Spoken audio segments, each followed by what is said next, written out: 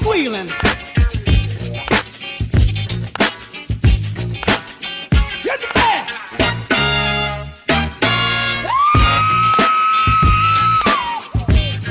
Lord. The big bag. I want the big. The big bag. Hit me. Payback is a thing you got to see. Yeah. Never do any damn thing to me. I can dig rapping. I'm ready. I can dig scrapping. But I can't dig that backstabbing.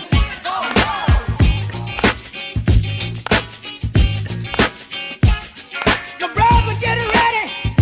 That's a fact. Get ready, you brother. For the big payback. Hey! Let me hit him. Hit him, Fred. Hit him. Hey, hey. Wow.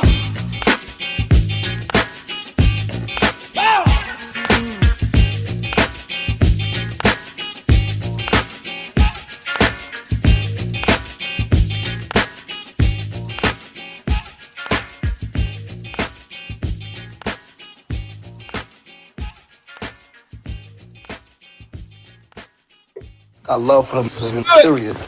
That's from being in the game. I mean, I grew up to that shit. My mom. Let's do a sound check. Who with me?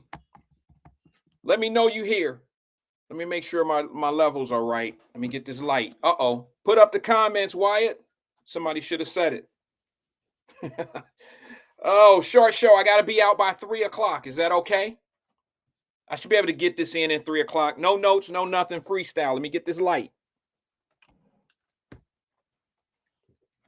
Ooh, I think I moved that light a little too much. What's good? How we feeling today? I owe you guys. I was not here yesterday. I will explain why I wasn't here. Some of you may already know by checking my social media page. I did not say I won't be on. Thank you, Crystal Hawkins says sound is good. Thank you.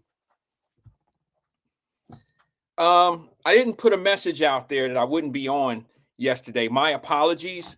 I was really busy. I was working. I was doing a lot of other things, and by the time I actually noticed that it was well past 1:30, it was just too late. What's the point at 2:05 saying I won't be on today at 1 o'clock? It kind of got away from me a little bit. I was on the phone handling a lot of different things, and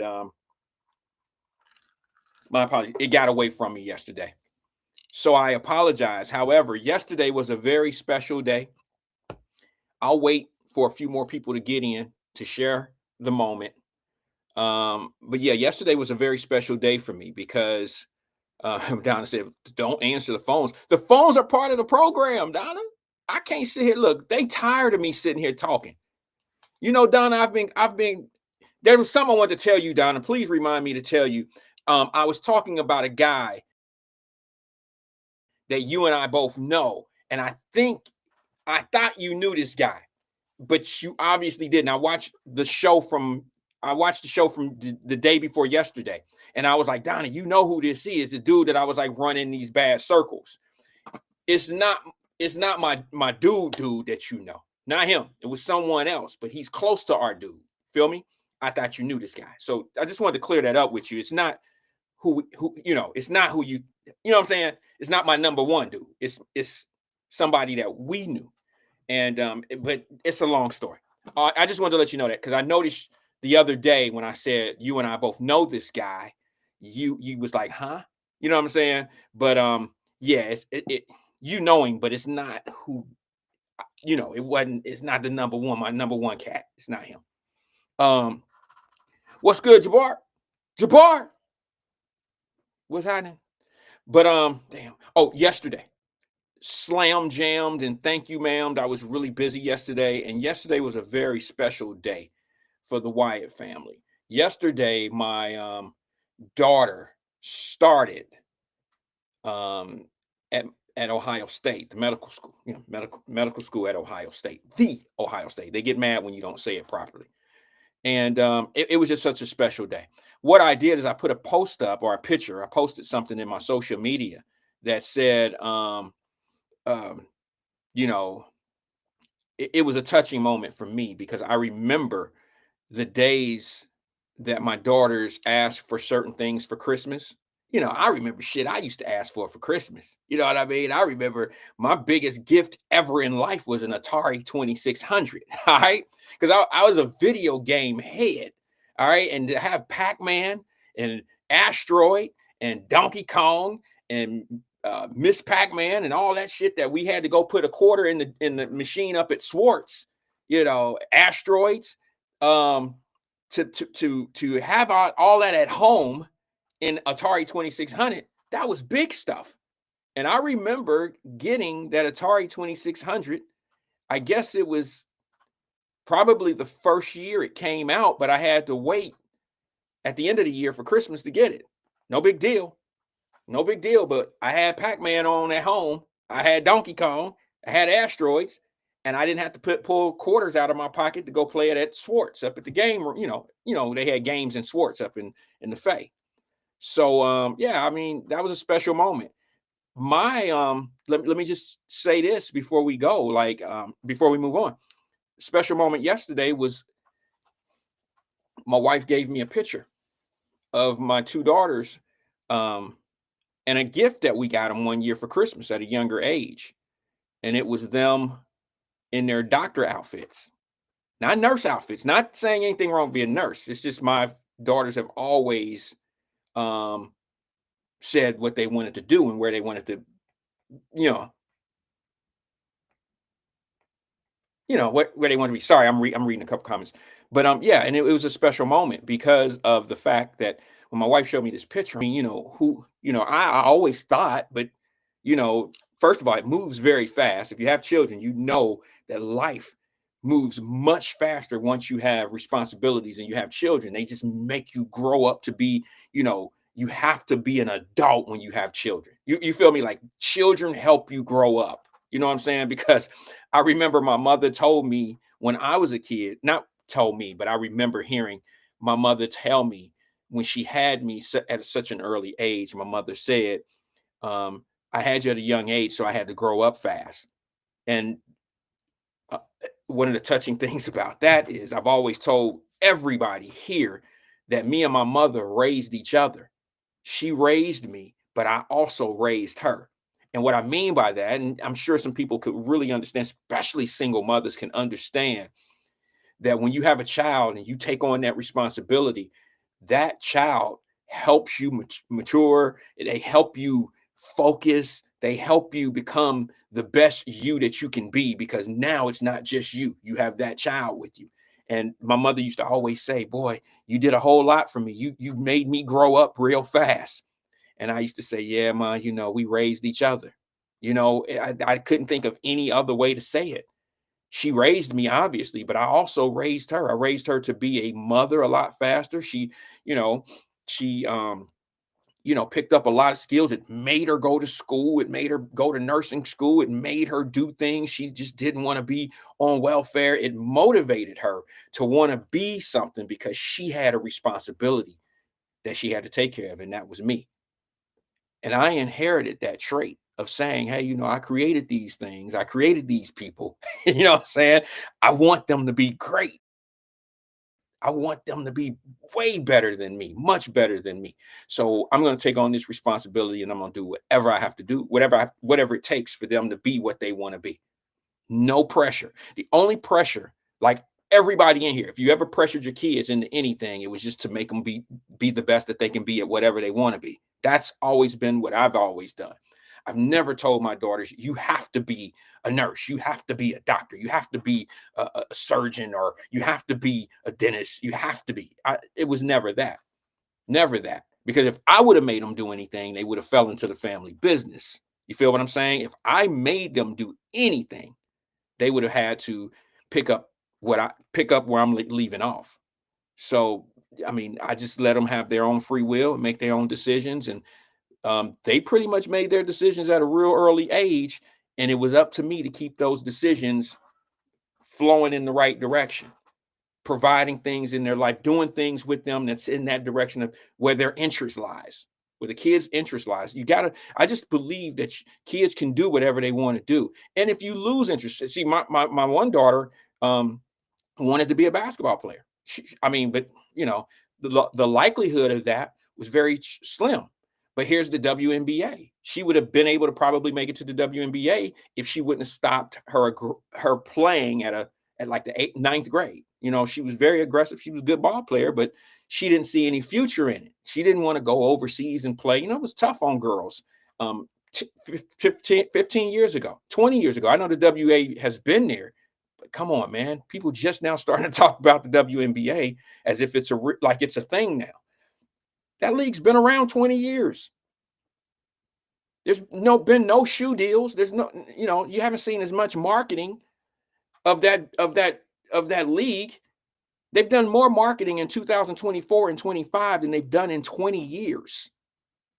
Okay, just in a year and a half, 2 seasons, counting this season, they've done more marketing for that female profession than they have in 20 years of existence.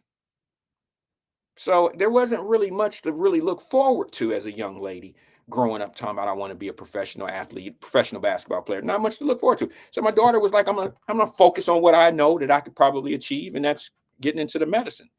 And I understood. So my wife, like I told you, she sent me the picture. She was like, Rand, you ain't gonna believe this. Remember this? She sent me this a long time ago, but I kept it. And she was just like, it's amazing that they followed their dreams. And I remember getting them these outfits. Let me see if I show it, because my daughters would kill me if they know I'm over here showing this picture. This was my daughter's on Christmas. All right. That's my oldest, and that's my youngest, obviously. And it's just weird. It's weird. It's really weird to now see them go. It's almost like a dad or a mother who puts their son or daughter up on the screen, and they're in the ninth grade. They're in the fourth grade, and they have a football in their hand, and they just got drafted by the Pittsburgh Steelers or the Cincinnati Bengals or something of that nature. I know that feeling. You know what I'm saying? That feeling is an amazing feeling to say, I've heard my son, he always wanted to be a football player, and he got drafted to the Minnesota Vikings today in the first round, second round, third round, fourth, whatever round. He's a pro. Shit, I don't know what I'm going to do when she actually graduates from med school. I don't know what I'm going to do. I think right now is an achievement. Of course it is, but I mean, I'm thinking now like, whoa, this is crazy. And I don't, it's just taking it all in, fam. Taking it all in. I know I'm probably killing a lot of people with my little personal stuff. I apologize, man. That's a huge reason why I didn't come on yesterday at 2:00. It would have just been I wouldn't have been good for anything. I wouldn't have been able to talk about anything. Although there was news. There was news in the air yesterday. Y'all know I got to go with it. I got to talk about it. Maybe something that no one really wants to talk about, because some people would see this as being old news. But sometimes old news is where I shine, because when I'm speaking about subjects in current time, I'm always on the loop. I'm always on the bad end of it around certain people that don't really want to wait on facts. Certain people who don't really care what the truth is. They just want to be able to be on a side, or, and generally what happens is I don't get an opportunity to say I told you so until it's old news. And I know a lot of people tend to think that old news means it's irrelevant now. But no, I'm not that type of person. I believe that old news can clean up a whole lot of stuff. See, here's what I do believe. I do believe that things do become old news if we were talking about it in its right context when it was fresh and new. But it's never old news to me if once we get all the facts and everything's coming out, and I was on the side of, well, I'll find out and wait and see how this thing is going to go on. It's never old news until it's real news. Real news becomes old news. Old news with no facts and no clear understanding is never old news. No. That's why I don't really comment on a lot of these things until I get all the evidence. However, let's just talk about what it needs to be. Let me bring this up first before I go with what I'm going to talk about a little bit. City of Cincinnati. Let me talk about you for a second. You've just been told by your leadership that everything's exaggerated when it comes to crime, right? You don't need these people coming in talking about bringing in the National Guard and all that. I agree at this point. I don't believe Cincinnati is in a position to. The National Guard is not necessary. They're close to 200 cops down, but I don't believe they're Chicago yet. I don't believe they're Memphis. I don't believe that they're DC. Okay, I don't believe that you're at that point. It's bad, but I don't believe it's at that point. DC has 3 major cities around it. So that's what makes crime a little bit more vivid. Like you could see more crime because it's almost like living in Dayton, Ohio, and guys from Cincinnati and Columbus. Well, that's not in that path. Say you're in Columbus, Ohio. Crime in Columbus, Ohio, which is bad. And you got guys from Cincinnati and guys in Cleveland that are getting in trouble in the Columbus area because that's where they do their business. That's how DC is. DC has Baltimore people, they have Virginia people, they have a criminal element that comes from a lot of different larger cities. And that's where it, you know what I'm saying? That's kind of how it gets out of hand because it's just I'm gonna just say it. It's notorious for having big crime people. Like, I don't like to use the word bosses and stuff like that, but DC dudes are treacherous. I'm just if you know anything about how crime, if you know anything about the criminal element, those DC boys and Baltimore boys are horrible. All right, they don't care. They're the ones. They're just like Philadelphia guys. They're just like Philly. All right, that little thing we had where we had 75 shots shot down the street in Cincinnati and over the Rhine, 75 shots. That's kind of like a regular thing in Philly. You know, they'll have a 40 shot night in Philadelphia like it's nothing. Same thing in DC. You just don't hear about it. All right, but I'm just, I don't think that Cincinnati is at a point where they need National Guard.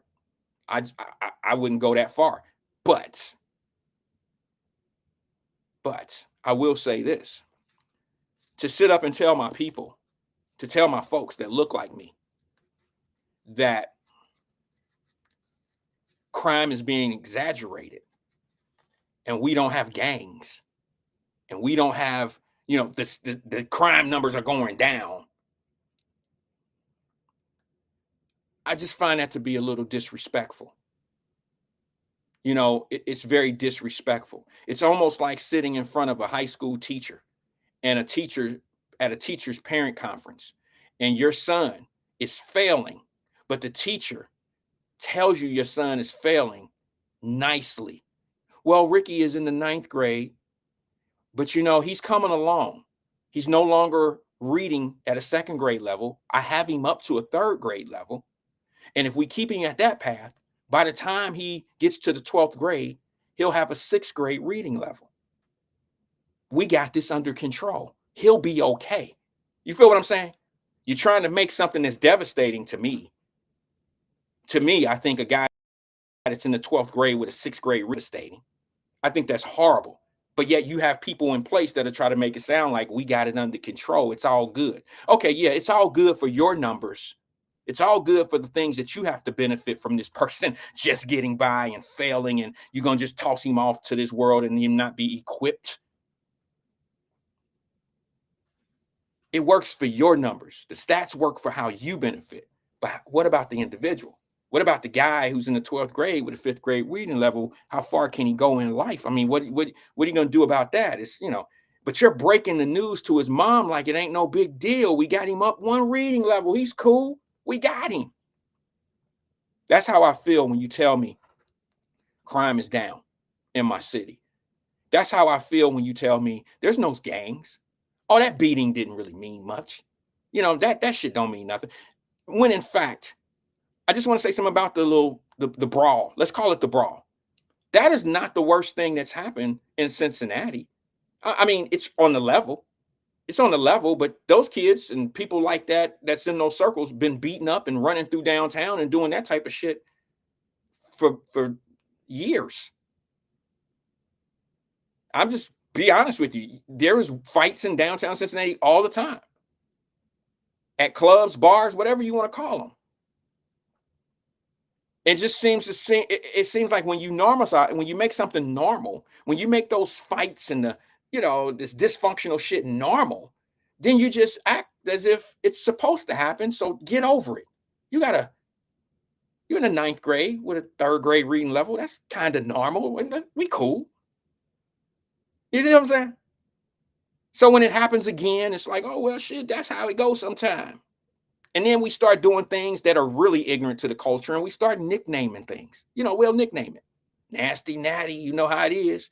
You can't go to the Natty on vacation. You'll come back on probation. All this old rhyming and got bars and put music behind your sayings and all this old funny, flippity flop ass funny shit that ain't funny to nobody. My people from Chicago used to come to Cincinnati and they would always say, the indie people say, boy, you can't go to Cincinnati on vacation because you'll come back on probation. They thought that shit was a bar, like it's funny. And those are the people that got the worst crime. See, they can get away with that shit in their cities. Indianapolis is horrible. Okay. Chicago is horrible. How dare you say about my city? How dare you say if you come to my city on vacation, you leave on probation? Maybe your probation department need to be open in Chicago. Maybe your probation department is supposed to be open, should be better in Indianapolis. Hell, I won't even go to Indy anymore. Y'all know how crazy Indy is? Indy is off the chart. And they don't say anything about it because you have the same type of leadership that says, oh, they're exaggerating it. They're exaggerating it so much that I won't stay at the Conrad anymore. I'm not going to stay at the JW Marriott downtown anymore. They've messed up my whole March Madness situations of going to March Madness, going to the Black Expo. I don't have nothing to do with it because every time I go in downtown, I end up getting into it with somebody.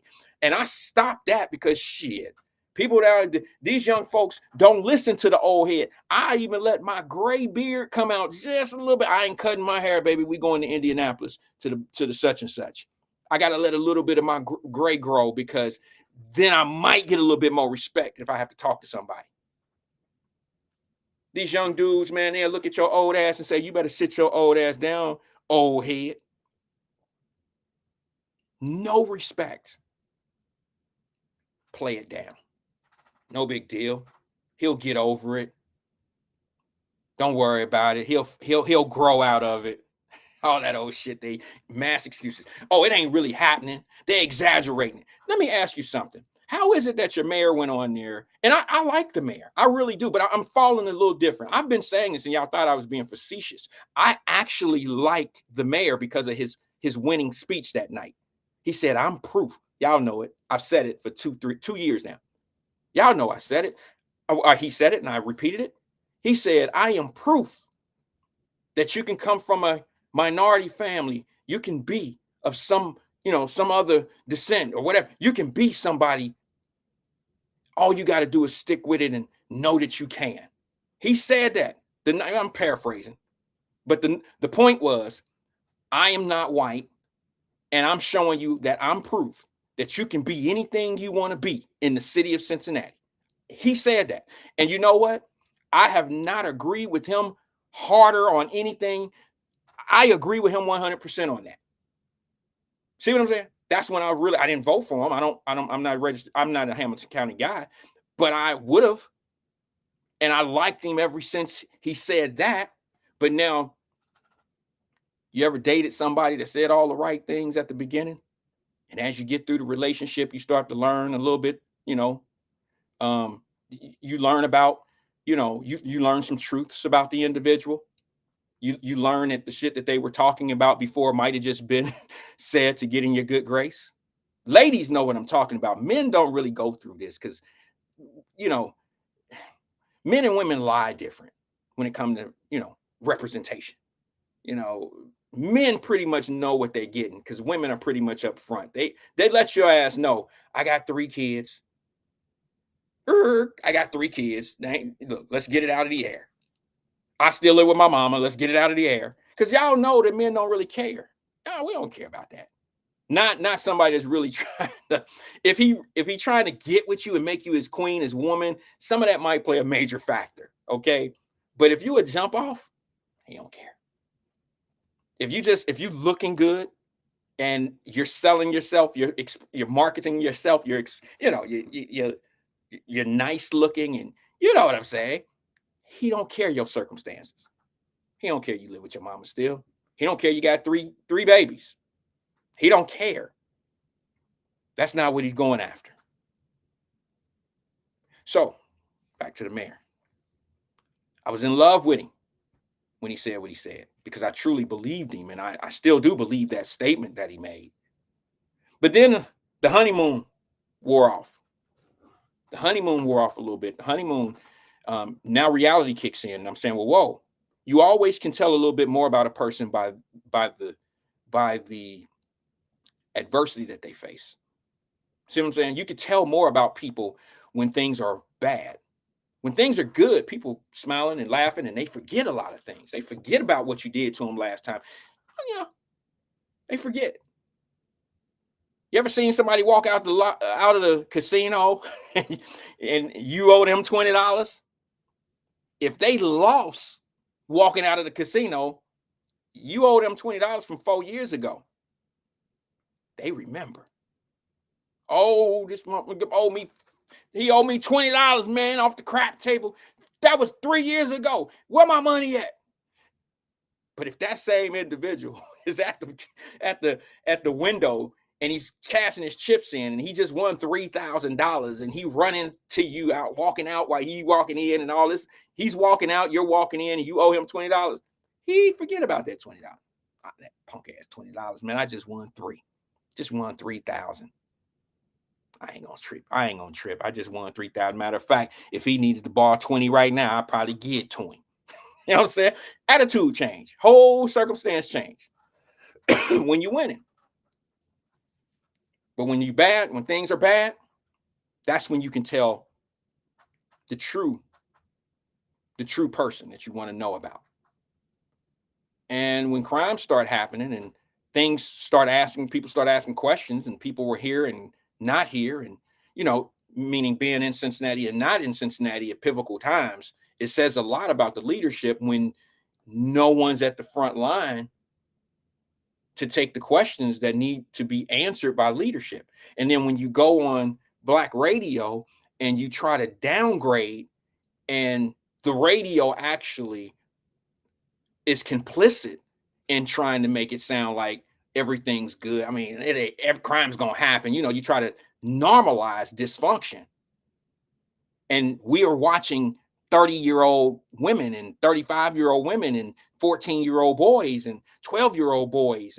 And you're hearing these bodies are dropping. You're hearing of arrests happening. You're hearing kids, people being jumped.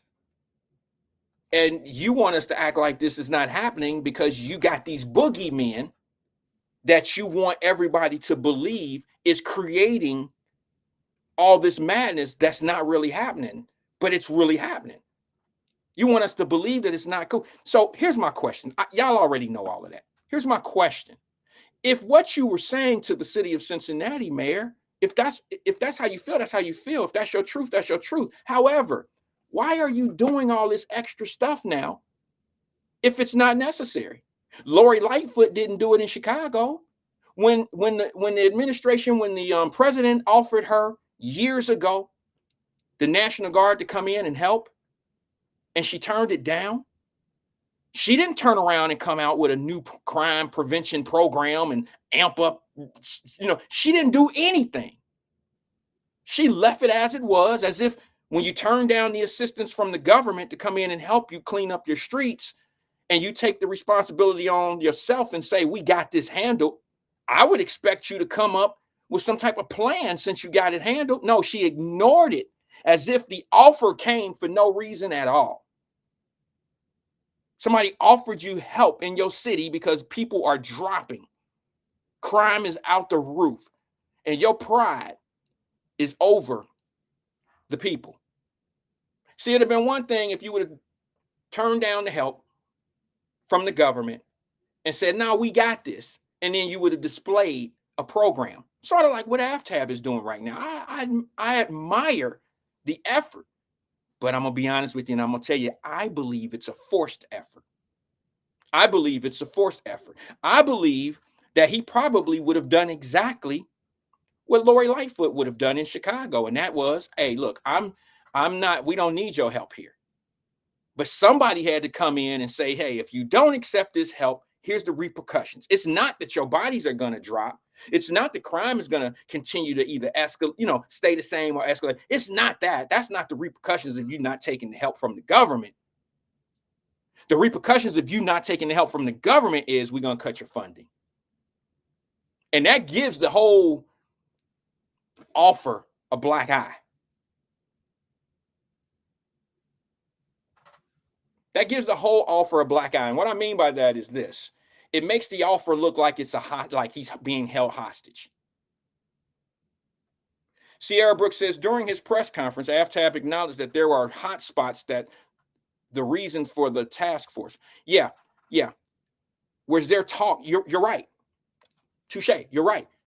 However, Sierra, any talks of having a task force the weeks prior when he was saying that crime is there's no problem with crime.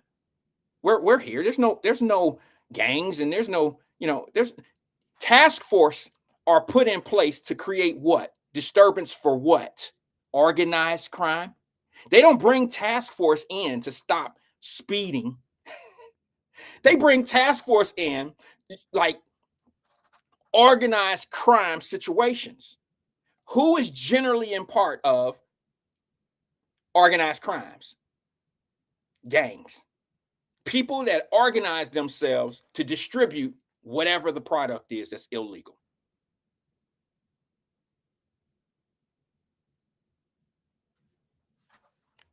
I don't fall for the word games that they throw. I know how it works. And I'm not going to be finessed by that. I'm not going to be finessed by it. And I'm just trying to expose, not necessarily expose. I'm just trying to bring to light some of the things that we should look at when certain people are trying to convince you of one thing, but it's your people paying the price, not everyone, but your people for sure, who's caught up in paying the cost of what's going on bad in the city.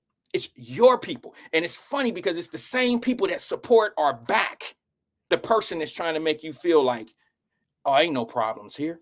So I took a snapshot right before I came on. And I'm like, well, wait a minute.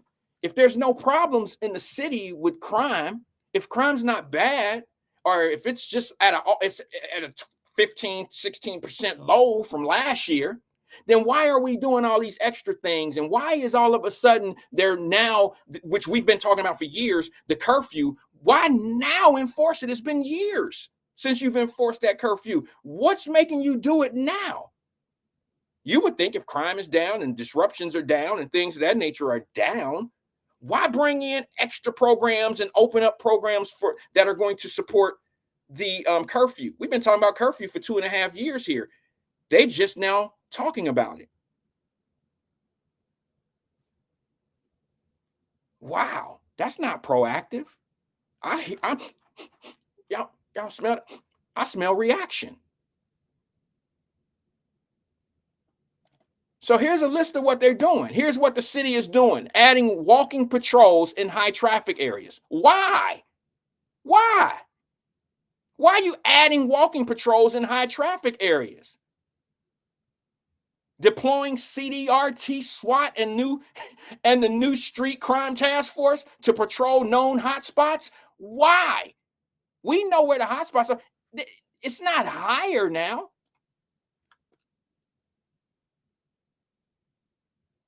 Why?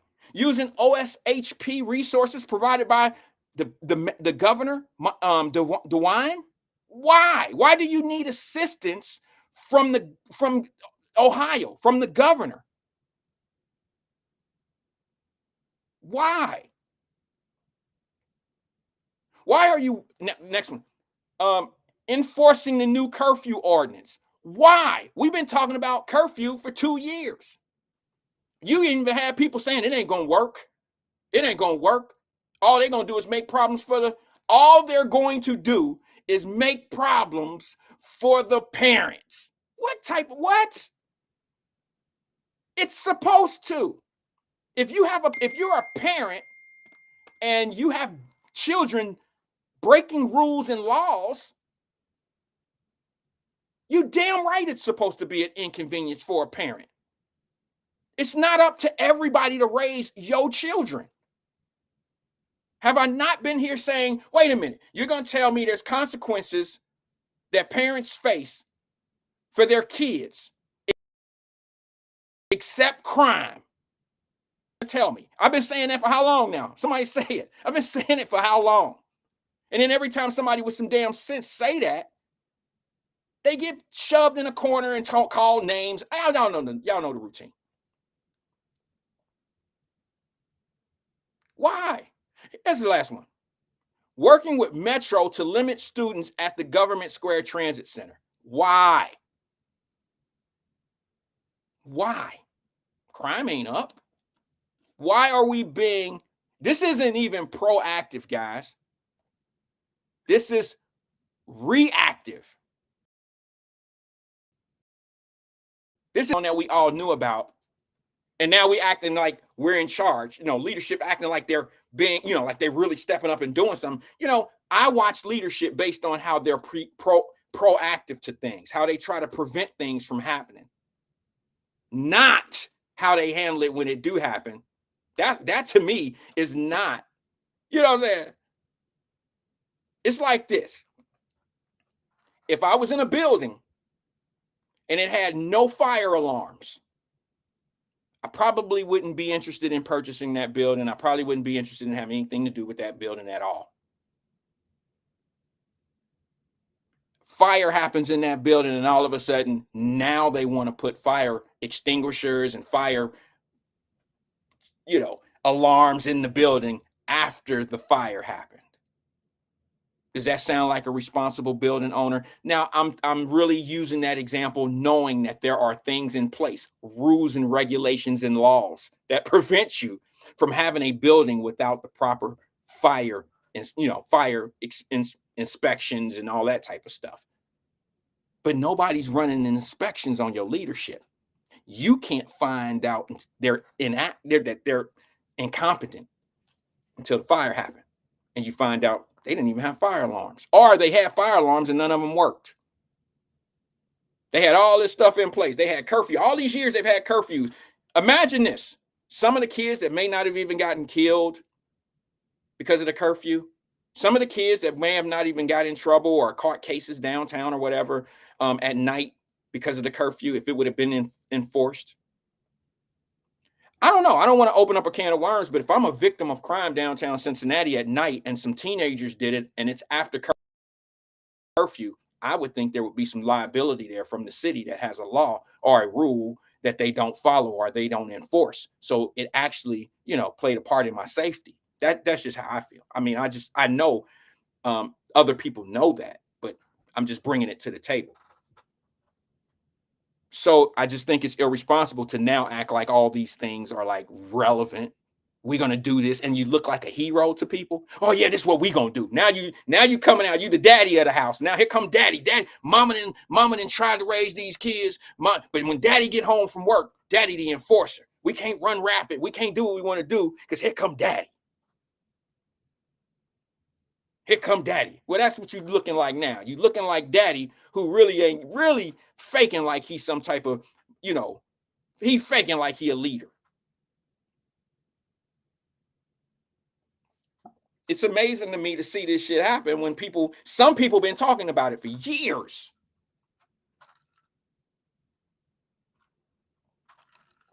Asking the questions. And think about it, y'all. Guess what if I was popular? What if I was a show that people watched and was using to hold their leadership accountable. What if I was that? Imagine if the 18, whoa, was he 17 or 18? Imagine if the kid that graduated from Withrow last year, who went to the after party in the backyard of the school outside, and he was outside at 2:30 in the morning, and he got shot and killed on his graduation night, which is the craziest thing I've ever heard. That probably wouldn't have happened if the police officer would have enforced the rules, the curfew. You can't tell me there was kids and people out there that was under 18 years old. You can't tell me that. Not everybody there that night was a senior. I know that for a fact. Not everybody out there that night was actually a student either. But there were people that should have not been there because of the curfews, the curfew time. And if the police, and I'm not trying to give them an out, but I will say this: if the police was able to do their job the way they wanted, the way they should be able to do their job, and not get backlash from people, that young man probably would be alive today, because there probably wouldn't have been 50 kids downtown or down behind Withrow High School partying at 2:30 in the morning. I can tell you this right now, and y'all can get mad at me all you want to. You can say, oh, he all love them white folks and this and that. I can tell you right now, if they tried to party at 2:30 in the morning behind Lakota West or Lakota East, all their asses would have been taken to the station for their parents to pick them up. If they would have tried to party at 2:30 or 3 o'clock in the morning at Mason High School, all those kids would have been taken to downtown or whatever, their facility, a holding facility, for the parents to come pick them up. There wouldn't have been no shooting in the back of Mason High School or Lakota School. It wouldn't have been that. Their police enforced that shit out there. But since you got your people who want to make it tough for police officers to do what they need to do, then you pretty much co-sign bullshit that's happening out here on these streets, because you think a small, Ronald Dixon said he was 18 though. Not everybody out there was 18. That was the point that I was making. Not everybody out there was 18 years old. When the police came by to break that up, what story did they give? Everybody, oh man, you tripping, stop tripping, man. We got permission to be out here and blah, blah, blah, blah, blah. It was the same old thing where the police officer looked like he's over policing.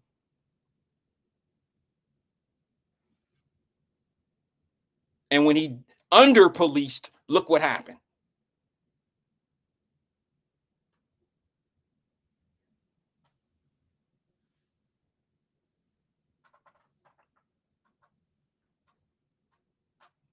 All I'm saying to you is, if that same situation was done out in the areas that we call whatever you want to call it, it would have been handled different. That situation may not have even happened. When's the last time we heard a situation like that happen? Have we not heard more gun violence around our kids? I mean, around the schools of our children than in the other areas? I mean, we can keep on saying whatever we say about them, but what are we going to say about us? I don't care about what they're doing, but I will use what they do as an example of how I can be, or what are you doing that's different than what I'm doing, where the outcome is different. You know, it's bringing a different outcome.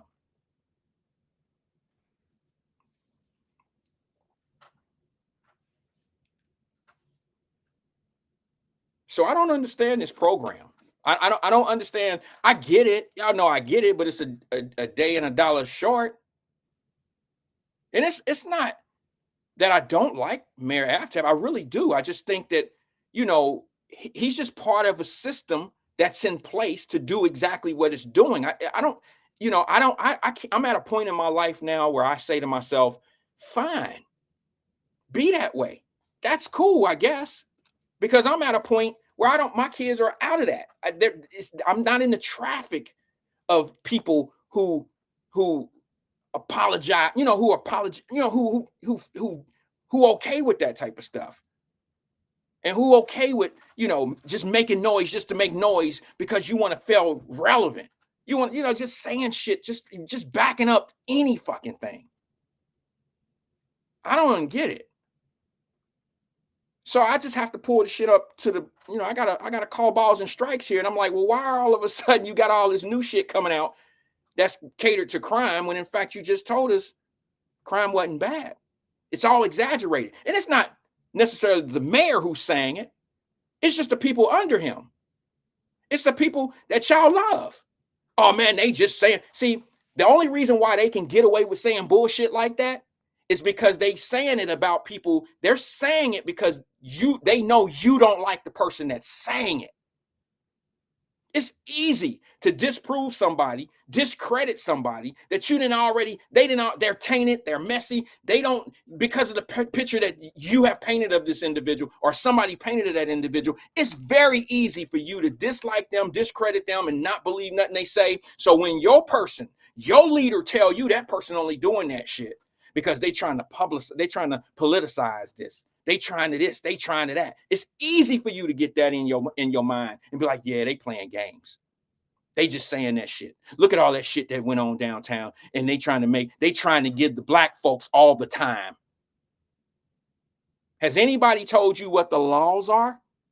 Has any of the leaders educated you on the differences between an assault, a felonious assault, and a misdemeanor assault?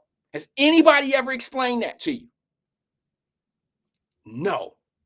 They're teaching you to be angry of the outcome that I seen coming 3 weeks ago. Y'all can say, oh, here we go with the I told you so shit. Y'all know if you've been here. If you've been on this show for 3 weeks, let alone 3 years, I ain't saying nothing different. I'm not saying anything different. But you got to admit, your boy was on it. What did I tell you was going to happen to the Russian? Right? Let's call him the Russian.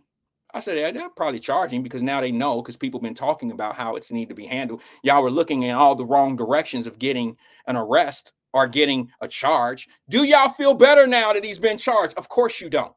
Didn't I tell you it wasn't going to be good enough? Because when they charge him, it's going to be a what? What did I tell you it was going to be? You got to know the law. What did I tell you he was going to be charged with? I knew it was coming eventually.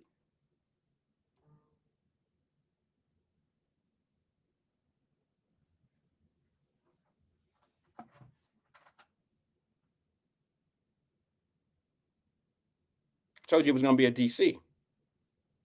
And I told you he was going to be charged with a charge that was going to put him in a misdemeanor category. And now the leader's going to come up and want to grab the signs and go march and say this isn't fair. I told you this is the new, it's never been new. Some just getting part of the game. The game has always been the game. Every game changes. Every game, the rules may stay the same. The players change, the dimensions change, the patterns and the playbooks tend to stay the same. They're going to charge him with a misdemeanor because that's all they have. And everybody's going to be upset. They're going to be upset because this guy didn't do the same thing that was done to them. And you're not going to understand because no one's explained it to you. He's facing, it's a misdemeanor. I believe it's a M4. Damn near off the chart. Like damn near the lowest misdemeanor, less severe misdemeanor. It's almost like a jaywalking ticket. And what did I tell you was going to happen? When they charge him with this misdemeanor, they're going to dust off all of the community leaders going to come out here and now it's time to march. Because it's not about what happened that night. Now it's about, well, wait a minute. Here's this disservice. You're charging him. You're charging him way less than you charging us, and it's going to look racial. The law is not going to have anything to do with this. And you got community leaders that know the law, and they coming out here they're misrepresenting shit. I'm just being honest with you. I ain't gonna say their names because y'all love them. But they're not telling you. They're not putting it in proper context. They can make things sound whatever. Law is a matter of, first of all, it's language and it's perception. And somewhere in the middle, you have someone be a judge of which way it needs to be, what context this needs to be taken into.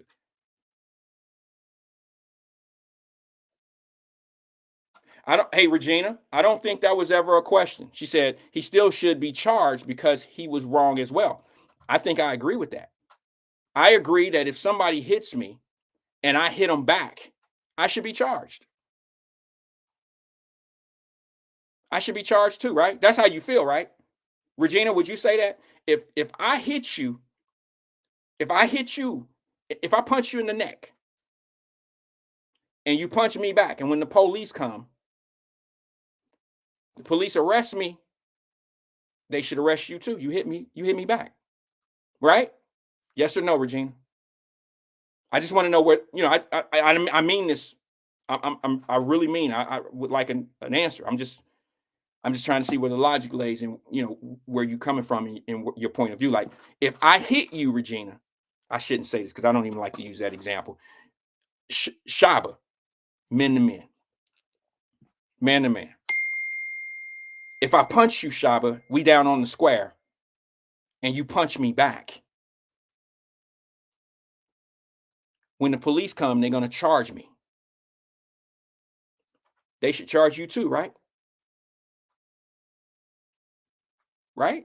Because that's what you're saying. See, Princess Flower said, wait, if I retaliate by hitting you back, I should get charged? Hell no. No, well, that's what you're asking for. I'm not suggesting that disorderly conduct is not warranted here. I'm not suggesting that. They were in an argument, they were fighting. There's a whole lot of ways that you can just get away from all this madness. There's ways to get around now. You can walk away, you can say, hey man, I ain't got time for all this. Just don't put your hands on me.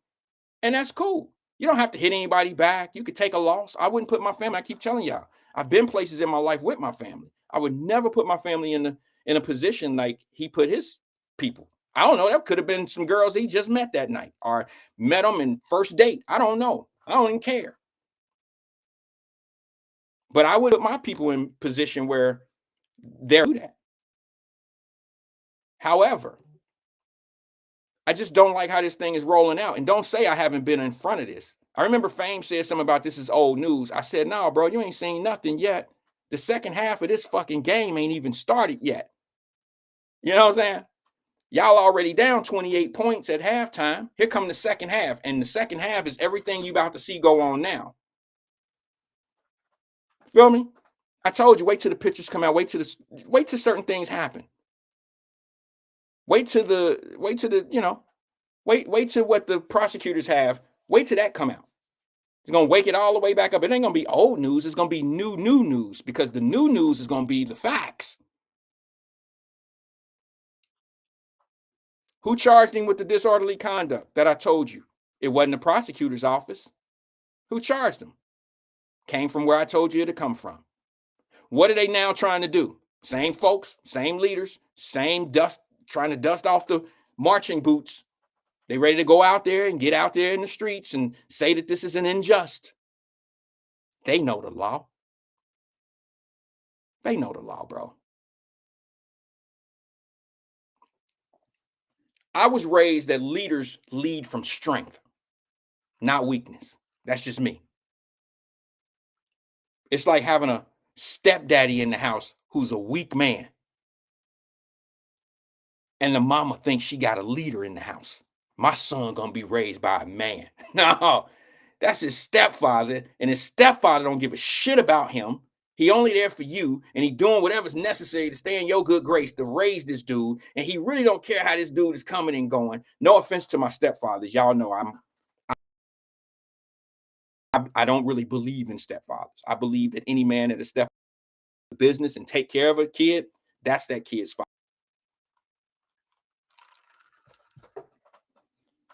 But here come the playbook. This is like Madden 2025. They never add new plays to the Madden video games.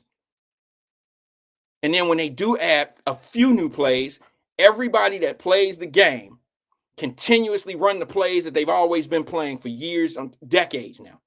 That's what you're about to see happen right here. And don't act like I haven't said this for 3 weeks. Matter of fact, 3 weeks ago, I said this is what's going to happen.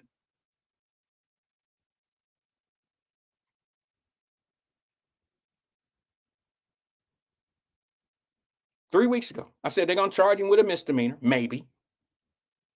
And the community, can anybody verify that? Can anybody say, well, yeah, he did, or am I just making this shit up? Did I not tell you? And then here come the leaders. They're gonna come out in front, and they're gonna earn their money. They're gonna earn their keep. They're gonna earn their position of leadership. We're not standing for this. We're not standing for the injustice of our people.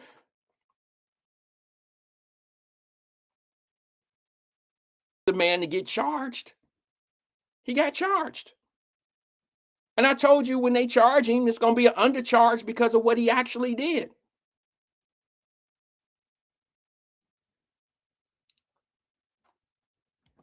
Let me go to the phone lines because this person been holding for 22 minutes. Good afternoon, caller. This is Wyatt. Who am I speaking with?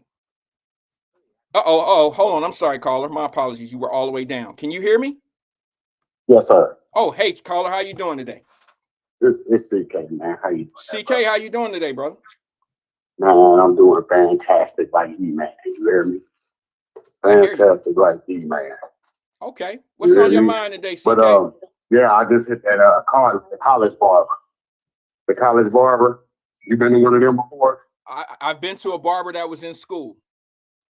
Yeah, I went there.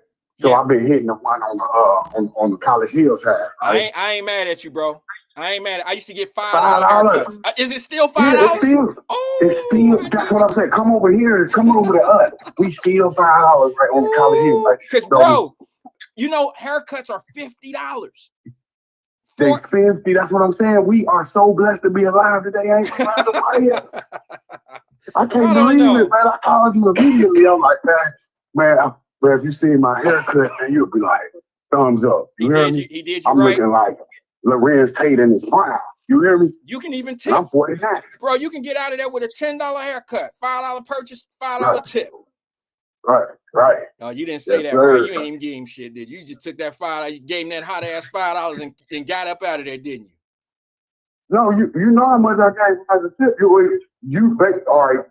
Let's see how much you can guess. By knowing my personality and you knowing it's $5, how much do you think the tip is? I just told you. Your IQ. I just told you. You gave him that hot ass $5 and got your ass up out of there. That's where you have to improve on your IQ. I'm just playing. You gotta improve. I gave him 10. I'm honestly gonna say that was what I would have said. I was just trying to be funny. I believe you gave him a $10 bill, bro. Oh man, you got to stop getting over on me. You got me. You hit me with the you hit me with the Cincinnati trick. You do that to me all the time, CK. You be throwing curveballs at me too. Yes, but when I was in there, I had to talk with the young man. So you get the talk with them, and they told you how it goes. You know how they got there. He was only 3 months in their career, sir. Only 3 months, 90 days in, sir. Yeah, there's nothing wrong with that though.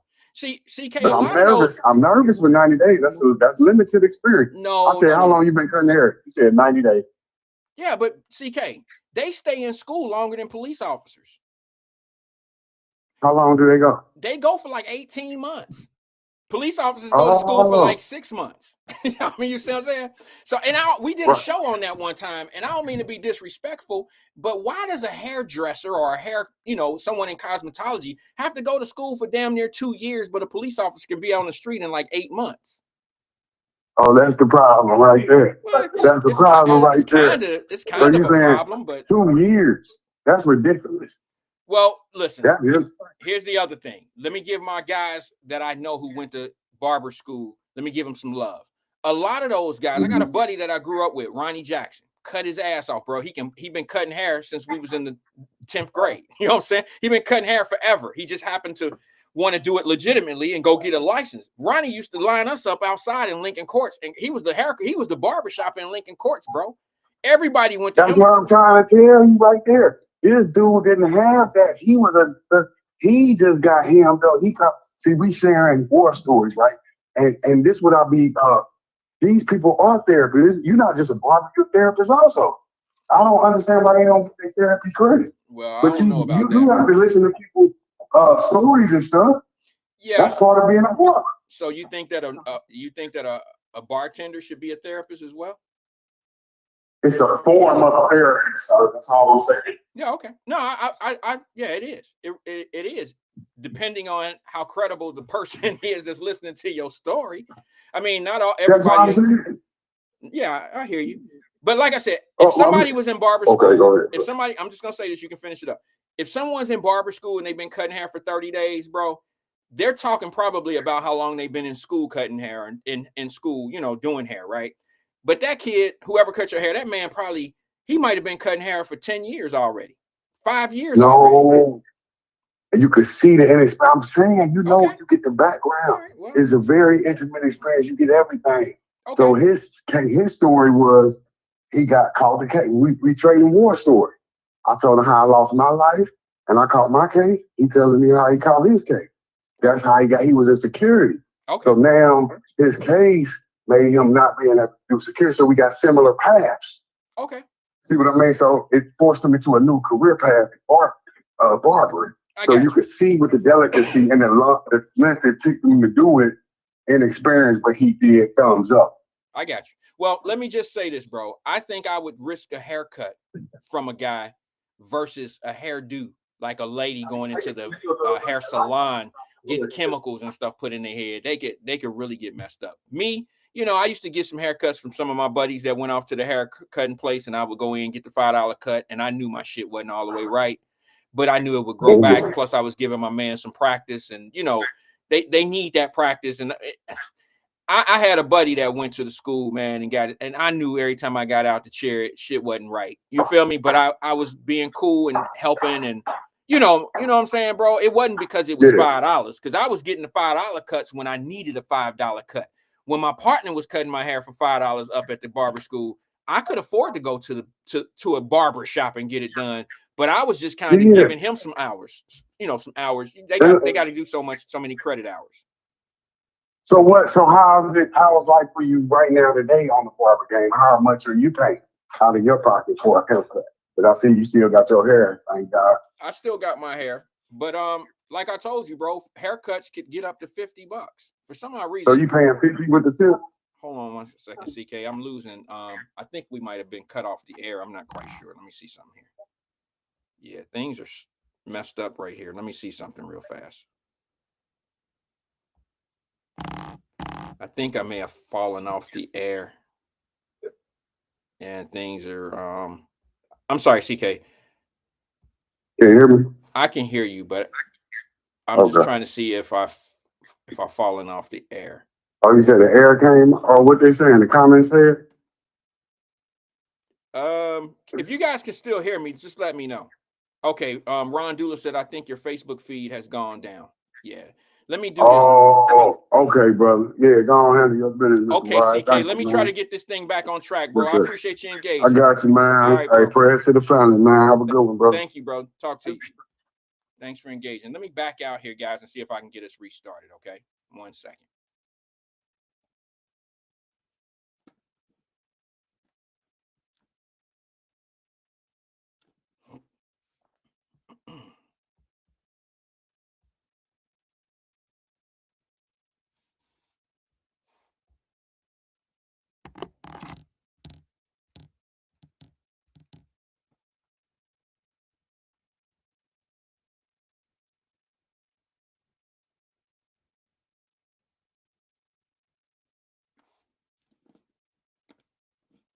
Guys, I'm going to have to restart us. Okay.